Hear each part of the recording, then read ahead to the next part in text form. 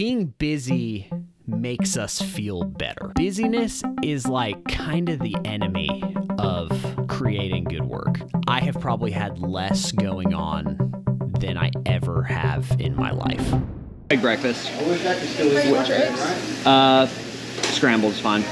What's your hash browns? Hash browns, scattered, smothered, and covered. And bacon or something? Bacon. White toast is okay? Yeah, that's fine. All right, I'll get it started. Thank you. Full bacon.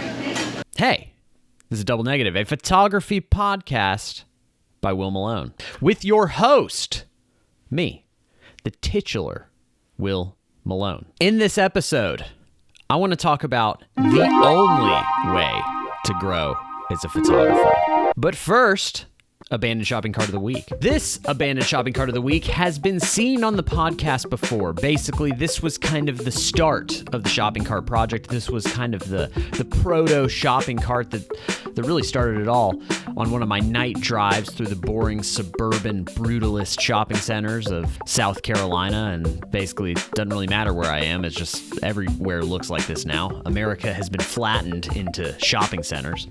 But I found this perfectly placed Target shopping cart gazing upon the red glow of a neon hibachi grill restaurant. It was perfect in every way. It was unbelievable. It was perfectly lit. Everything about it just worked. And that's when I realized, like, the shopping cart thing might be interesting. What I find most interesting about this shopping cart is that it's one of those that has been lovingly perched on a curb where people are lazy overall. We know this, but it's a new level of lazy to be partially considerate for those around you by making sure the shopping cart doesn't just like roll wildly through a parking lot. So, we're going to perch it up on a curb so it stays put, but we're not going to actually put in the effort to, roll it back to a cart return. So, I don't know. I find this specific phenomenon very fascinating. I see it all over the place where just carts are perched on a curb, and I can't get enough. And this one just looks like it's perched as if to be a spectator or a viewer, a voyeur of, something else. And I've got a couple shots like that as well of shopping cart as voyeur, which, interesting genre. You probably never heard of that genre before, but here we go. We do new things here. We break new ground on Double Negative. You can also get this abandoned shopping cart photo as a postcard over at willmalone.com. It's a great way to support. You can also buy prints on willmalone.com. It's the ultimate way to support me in this Double Negative project. But if you don't have the money for that, then you're in luck, because you can go sign up for free to the Double Negative Dispatch, which is my Substack newsletter that comes out every week. It is largely a free edition. I'm starting to create paid content, and so you're going to want to sign up for a paid subscription, but you don't have to. The main dispatch is always free. You can also like and subscribe to this channel. Like this video, subscribe to the channel. That's also free. And that's also a great way to support this Double Negative experiment. Let's get to the topic at hand. So what is the only way to grow as a photographer? Now, that sounds very YouTube-y. Sounds like clickbait. The only way to grow as a photographer. But I actually stand by this. I actually fully believe this is not a clickbait title, and I believe this is the only way to grow as a photographer. And I've mentioned it on this podcast before. And that is essentially this. You have to live life. Now let's break that down. What does that mean? Live life. We're all living life. Even when you're not living life, you're living life, because you're a human being who is alive, I assume. If you're watching this, I assume you're alive. But I mean living life, not simply existing. Maybe, yes, we have a long history of existence, but that's not living. I mean, like, doing things that aren't, say, consuming social media. Things that aren't listening to some idiot on a YouTube podcast about photography. Living life, not scrolling Instagram. That's not living. Honestly, looking at other people's photography. Not really living, I don't think. I just think that the best photographers I have followed, the photographers I find whose work is transcendent interesting are people who are commenting on life in some way, or are inspired by something in life, or have had interesting experiences, and that shows in their photography. It shows in what their eye is fascinated with. So we live in a world, and I'm gonna this podcast is gonna be kind of I'm gonna break it down. I've got a few things to talk about in this podcast, not simply this, but I feel like they're all connected in one way or another. I'm gonna talk about engagement and social media as later in this podcast, and why seeking engagement, probably like we don't really want that, really. I'll get to that. But I want to talk about just like how we live our lives. So I am in my 30s. Okay. So in the season of life I'm in, especially in the area I live, this is, for a lot of people, it's different in different regions, but like for a lot of people, a lot of my friends that are having kids right now. Right. And there's nothing that will change your life or wheel you around more and take all aspects of control from you than having children. Having children will turn your life into something you did not really intend for it to be, unless, your goal was to have children. But if you have hopes and dreams and different things, like having children will alter those hopes and dreams in one way or another. I'm not saying it in a bad way, but having a child changes your priorities. Just simple as that. And I don't see my friends as often when they have kids. That's just how it is. I also have a kid. I don't have like a bunch of kids. I have a kid. My friends that are having a lot of kids, I don't see them as much anymore because their life is now a whirlwind of the different stages of life each kid is in. And that's fine. That's life. That's a season of life. But it does take away from creativity. Again, to this phase of life I'm in your 30s, you're kind of naturally supposed to be just like working. You're working towards something. You're either having kids or getting married. You're doing a lot of stuff in your 30s. And it's good. That's a good thing. I think it's good that we do a lot of stuff. But the way I imagine life was, I want to be, I don't have a better way to say this. I hate calling myself this, but I want to be an artist. I want to be creative for a living. And I've pretty much dedicated myself to this for, probably the last 15 years, right? 14, 15 years. Like it's been a haul now. And what I have learned is that I'm insecure when I don't have a lot going on. When I don't have a lot going on, because I see all my friends, people around me have just a ton going on. And now it's like, now that everybody's got kids, everybody's like deeper in their careers, everybody's like saving for retirement already at my age, which is something that I'm not familiar with, because retirement, I don't even know what that means. It's not going to happen for me. There will be no retirement for me. But I see this now, and now I feel more than ever like I have less going on than any of the people I'm around who are my age.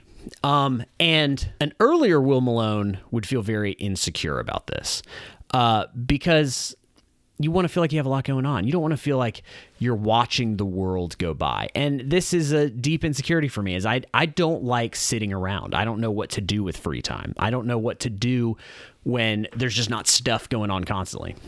So originally, when I really started to get serious about living this creative life, I just wanted to make sure that I was busy.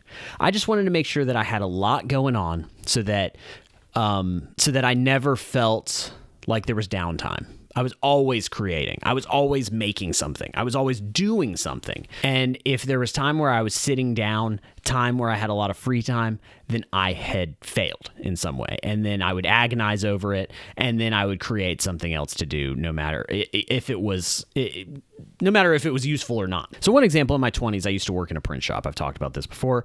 And the thing about working at that print shop is that there's always something to do. And I really liked that job. It was really satisfying to me, because there was just always something going on. There's always a fire to put out. There was always something to do. And so it just kept, like, my days were satisfying. I would work really hard. I would do a lot of stuff. I'd manage projects, stretch canvas, go install art. Like, there was just always something happening. And then I would come home, and I would try to do some of my projects I had in mind, but most of the time I would just pass out. And there's a satisfaction in working really hard during the day and like passing out at night. But then I slowly realized like I wasn't making anything of my own. I wasn't doing the thing that I had hoped to be doing with my life, which was like taking photos or making art of some kind or making something I was really proud of, because I just didn't have time. It was probably, in one sense, it was the busiest time in my life, but it was the least creative time in my life. And my work just wasn't going anywhere. Because I would be in this wormhole of work and busyness is just that. It's a wormhole. Being busy can be good and satisfying. Being busy makes us feel better, I think. It makes us feel like we are contributing. It makes us feel like we're doing something. What I have learned is that busyness is like kind of the enemy of creating good work. It's kind of the enemy of creativity. Being really busy is draining. All you are using is your energy. You're just, whatever little bits of creativity and energy is generated within you, you are immediately using that. In fact, you are probably in debt creatively, meaning like you're going into the negative because you're just going. You're never being fed. You're never consuming. You're never just like letting things wash over you. Over the past year, I have probably had less going on than I ever have in my life. I have been less busy over the past year than I ever have in my life. And I have found that over the past year, just over the past few months, my work has gotten significantly better. And I've had to fight through a lot of insecurity of just not being busy, of not having somebody need something from me all the time. That's been really hard. And financially, that's a tightrope walk, right? Like I got to make money too, because this is full time. But I've also found that like the less I do, the more successful the work is. And kind of the financial part ends up getting taken care of because I'm able to like really tighten everything up. I'm really able to make something interesting. I'm able to think about stuff. I'm able to absorb. I'm able to maybe go places or do things that I wouldn't normally do. If I'm just following the same routine of every day of going to work in an office and doing this or that, and I might be really busy in that one place. I was really busy at our warehouse, but I was never doing anything except going to that one place. So my sourcing, I had no sources to pull from anymore. But when I have a lot more free time, your sources expand because suddenly you have time to maybe check out some films you've never watched. Maybe you've decided to just get in your truck and drive somewhere. You have the ability to go on tangents. I think what I'm trying to distinguish between here is that there's a difference between living life consciously and living life unconsciously. And I found that when you get into a busy mode, when you have life just kind of wheel you around, where life wheels you around instead of you wheeling life around, then creativity is over. Like it's hard. You can't absorb anything. I think you have to just be active about what you're doing. And I hate this word. It's overused to death right now. Intentional. Ugh. Oh, so Instagrammy. It just sounds so like gross, but it really, like, I think you have to think through what you're doing every day. And some days you just don't need to be busy. It's not good for you. It's bad for you, even though it feels like you're valid because you're busy. And so I would just be unconsciously busy. I'd get trapped in this wormhole. 3 weeks would pass. I wouldn't even know what's happening. And you can't make anything when you live like that. It's just not possible. But I'm not saying like be lazy. I'm not saying don't work. I work is valuable. Work's important. Obviously, I have to financially live, so I still have to do things. I just no longer fill my schedule with filler busyness just for the sake of feeling like I'm doing something. And to try to make myself feel like I'm important or whatever. So recently, there's this quote, this article about Werner Herzog. I wanted to pull it up here because Werner Herzog is kind of my idol. If you don't know, he's a documentary filmmaker. You know, he's made all kinds of stuff. He made Grizzly Man, Fitzcarraldo, and you've seen him and stuff. He was the villain in Jack Reacher, the Tom Cruise movie, which I stand by as being good, even though it's very different from current Reacher. Anyway, Werner Herzog was he recently in an interview talked about his best advice for aspiring filmmakers, and basically he advocates for getting real world experience, and the more bizarre the better. So he said, "For the rogues, I also say, you are able-bodied. Earn money to finance your first films, but don't earn it with clerical works in an office. Go out and work as a bouncer in a sex club. Work as a warden in a lunatic asylum. Go out to a cattle ranch and learn how to milk a cow. Earn your money that way in real life. And this gets to just a point of like, I went to college. I studied art in college. At the time, I don't know if this is the case now, but at the time, the thing to do with your art skills or creativity, if you wanted to like get paid well, was to go work at like a marketing agency or go work at a, Chattanooga, Tennessee, which is where I was, had a lot of startups. But it was all like, go work in this office environment. I liked the print shop because it was just different. I got a different experience every day. I met new weird people all the time. I got to do things that were just different from sitting in an office and, I don't know, making logos or, laying out brochures and stuff. So I find that super important, is that if you need to work a job, which most people do, then if you go to an office job, that's so tough for creativity. It drains you. Sitting around, I just did a whole, preamble of like, you should sit around and do nothing. But really, like, sitting around too much, like even when I just like watch too many movies or sit and watch TV, you just feel drained by that. And I think that's office environment, it's draining. It pays well oftentimes. You have benefits, but like you're not being fed. And so I think Werner Herzog's 100% right, is like, if you have to go get a job that isn't photography or art or whatever, like go get one that's going to feed you, that's going to give you some stuff. It's going to give you stories. It's going to give you narratives. It's going to give you stuff to think about. It's going to give you experiences. You have to actively, consciously live life. And then once you do that, the photos are a lot easier. It's really hard to create something out of nothing. If you're not being fed, then your ideas suck. It just is what it is. So the only way to grow as a photographer is to live your life, be conscious about what you're doing, and expose yourself to things that are going to feed you. That's basically where I'm going with that. No, it's cool. She's going to go find Daniel. So we got her right here. Order scrambled plate, scattered smothered covered. Order scrambled plate, scattered smothered covered? Yep, that's it. Yeah, so they get back, y'all. Okay, next up. I've been using this camera a lot. This is like a Minolta. Hear that? I love cameras that like have a ridiculous zoom like that. It's a Minolta Freedom Zoom 125. My in-laws found it in a closet and it was still in the box. They gave it to me. And so I've been working on this series since last year that I've titled American Coffee. And basically the thing is that I had an argument with my dad over a year ago about how he's a snob with coffee. He's spent a lot of time in Europe, whatever.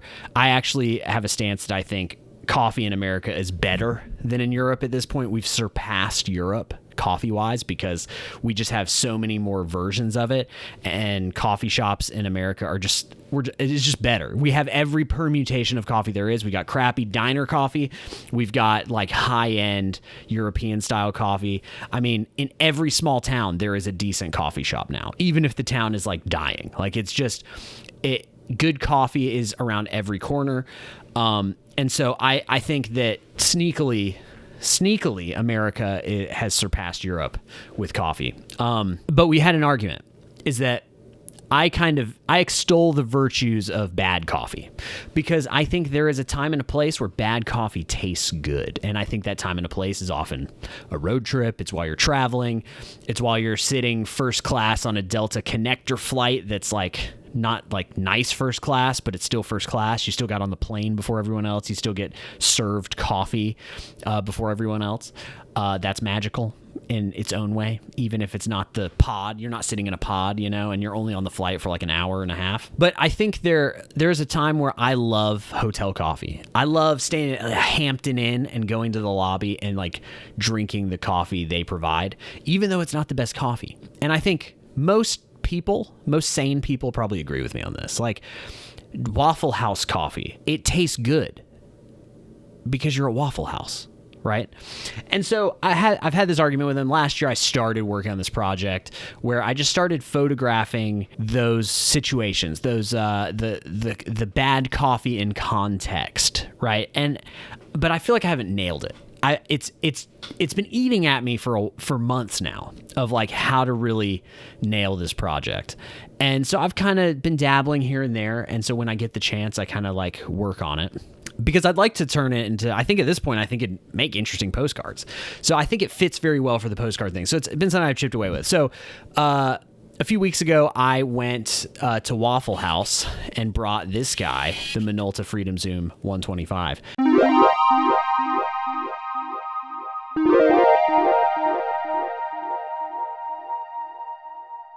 And I got to say, this camera, extremely disappointing. Terrible camera, even. Close-up stuff does not want to autofocus. The autofocus on this thing is awful. Far away, it's fine. But yeah, if you want to shoot a coffee mug, like all my shots are bad. Every single one is bad. And they're not even that close up. They're like wide. It's terrible. Bad. I should have just shot it with my digital, but this is all I brought with me because I wanted to, challenge myself or whatever. But yeah, so I think this is an interesting project. I'll keep updating you with where I'm at with it. At first, the project, I was kind of like shooting photos of my iPhone. I was shooting photos of my Fujifilm last year, but now I'm kind of just like, I don't know if I necessarily care what camera I'm shooting it with. I'm just trying to capture the essence of bad coffee that is good through context. That's the whole idea of the project. And it's hard to capture that vibe. That's a tough thing to capture because you have to also capture the scene to some extent. You see what I'm saying? Because if I just take a picture of just a product shot of bad coffee, then it's like boring.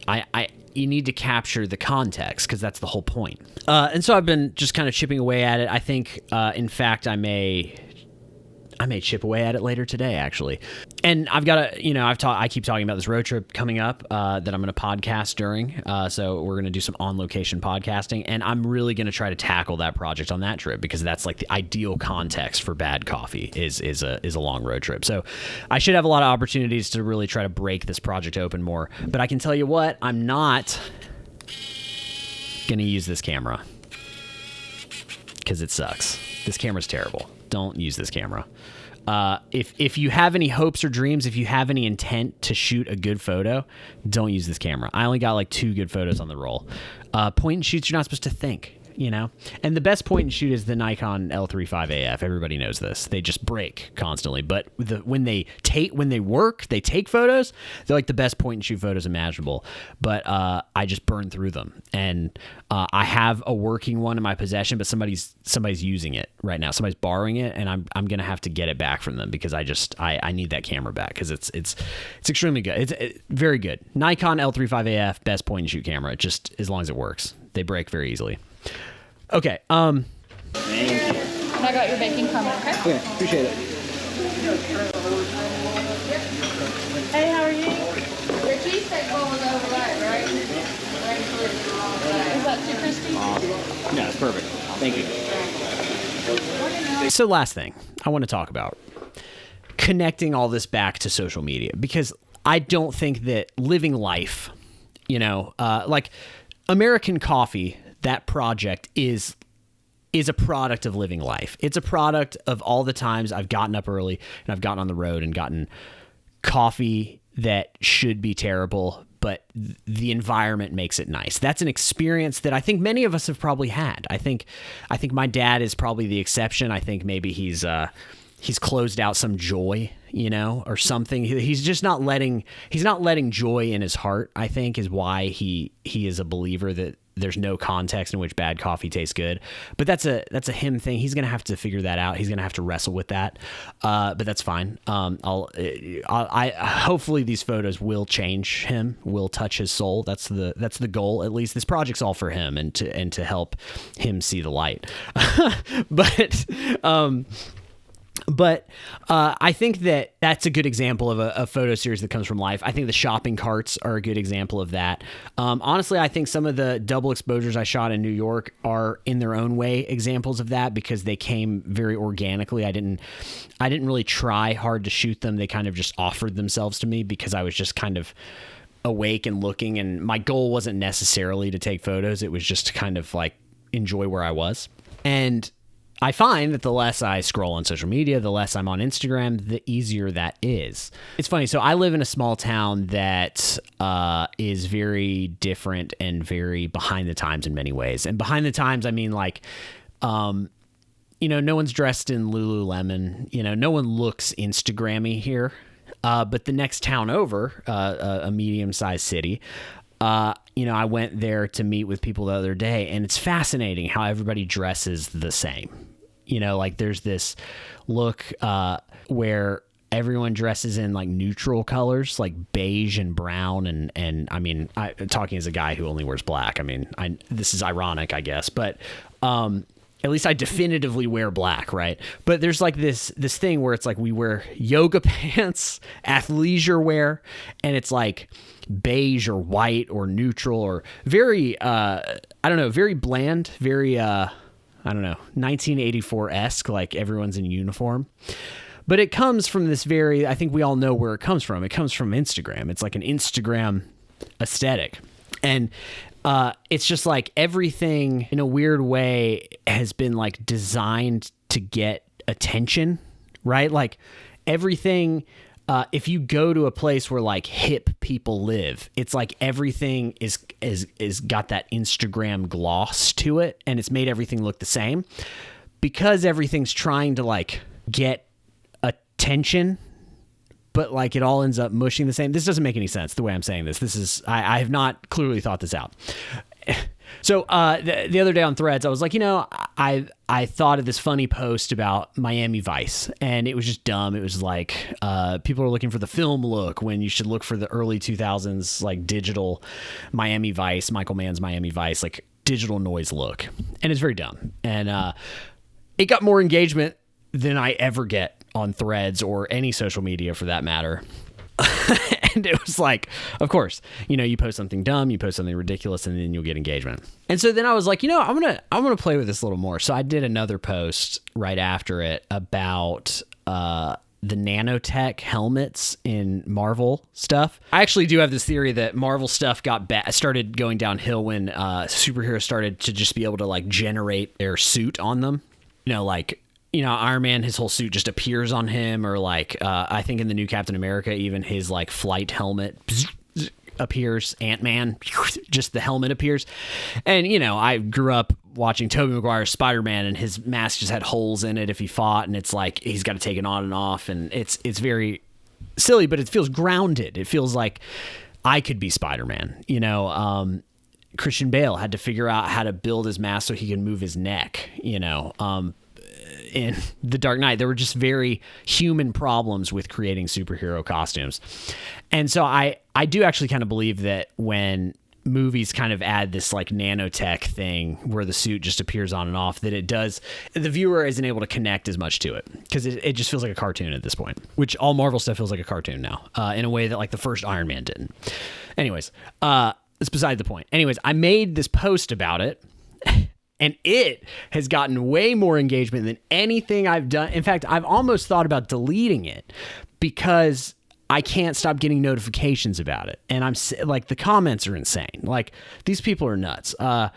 It's truly crazy how many of these people, I've got 573 comments as of recording this podcast, 3,000 likes, 36 reposts, and 15 shares. So 573 comments. I'm not replying to those comments. Like it's crazy. Like there's a lot of people that agree with me. Sure. Great. But then the more engagement you get, the more negativity comes in. So one thing I like about this YouTube channel is that it's grabbing the people that maybe are like-minded or interested in a lot of the stuff I'm interested in. So I feel like there's a lot of positivity on my YouTube. But when a video hits, there's a percentage that says like 100% positivity on a post, right? And so when a video hits and like gets more views than average, that percentage goes down because the more engagement you get on something, then the more negativity seeps in. That's just how it works, right? Because they're just people that aren't necessarily like invited to the party that show up. Like you're not in on the joke,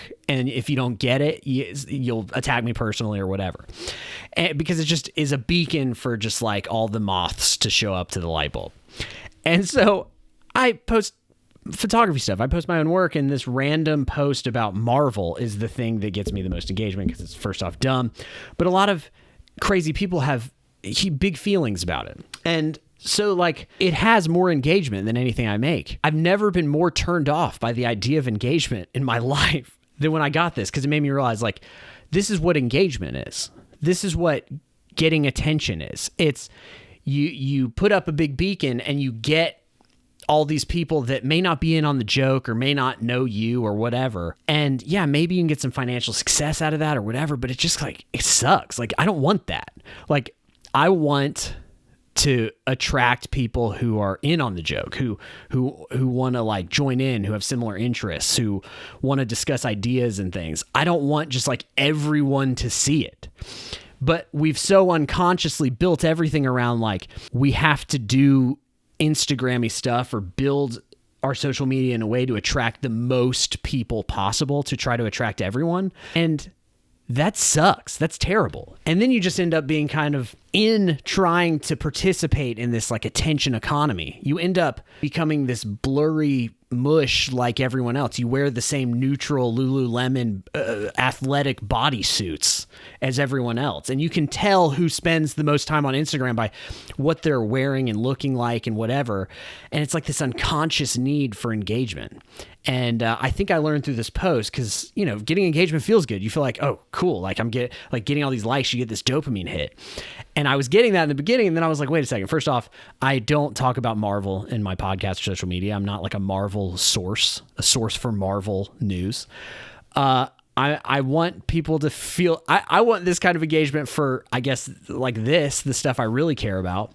But I also don't. I don't want all that negativity. Like people just like start personally attacking me for commenting about some billion-dollar corporation making cartoony nano helmets on their characters. Like who cares? Like it doesn't matter. And so you get people that are like way too serious and then they just attack you personally. But we've built everything around trying to get more of that, I guess. Like I don't want that. I can't, like, getting the most people to look at my thing, like, has never seemed more unattractive. Anyways, you know, I say it's funny. I make this joke about the Lululemon bodysuits and the neutrals and stuff, but I live in a town where there's like no one really doing what I'm doing. You know, there aren't that many photographers that are, you know, podcasting or making art that they want to make. But when I go to a place where there are a lot of photographers like that, they all are wearing denim jackets and freaking black t-shirts. So, you know, I think the point is that I'm a hypocrite and I'm just talking out of my ass in all these episodes. But you know that by now. If you've made it this far into the episode, you know this. And you're here anyways. I got you. The attention economy, right? I got your attention. You're here. And, you know, if you want, personally attack me in the comments. That's a great indicator of engagement. Apparently, if I start getting attacked in the comments for my face or whatever, or just saying something stupid, then that means it's working. That means I'm doing well, right? Because on threads, clearly I'm doing very well. When I post about Marvel or early digital noise in a controversial movie based on the TV show Miami Vice. So, yeah, we got there. All according to plan. I love it when a plan comes together.